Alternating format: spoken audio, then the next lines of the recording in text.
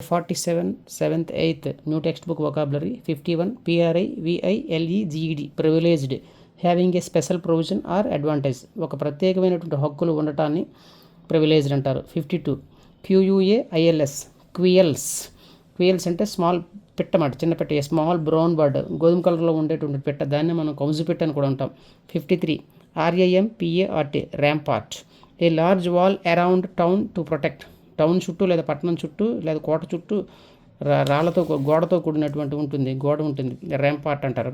ఇంతకుముందు కూడా మనం చెప్పుకున్నాం మోట్ అని, large and wide rain around fort, కాకపోతే ఇది కాలువతో కూడి ఉంటుంది చుట్టూ, ఇది రాళ్లతో కూడి ఉంటుంది గోడ మాట, ర్యాంపార్ట్ అంటే. 54, REJUVENESCE, రీజువినేసెన్స్. రీజువినేసెన్స్ ఎలా పలకాల కింద కూడా రాశాను. రెన్యువల్ ఆఫ్ యూత్ఫుల్నెస్ అంటే పోయిన అటువంటి ఉత్తేజాన్ని మళ్ళీ తెచ్చుకోవటాన్ని పునరుత్తేజం అంటారు కదా, పునరుత్తేజం, మళ్ళీ ఉత్సాహపడటం అన్నమాట. 55, RELICS, relax.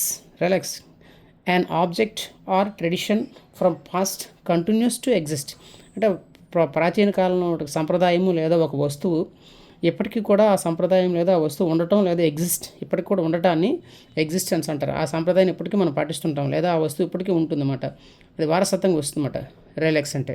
56, REPRESSION, repression, use of force or violence to control అంటే ఏదైనా ఒక సమూహం ర్యాలీ చేస్తూ ఉంటే దాన్ని అహింసా మార్గంలో బలవంతంగా ఆపివేయటాన్ని రెప్రెషన్ అంటారు. 57, RIGHTEOUSNESS,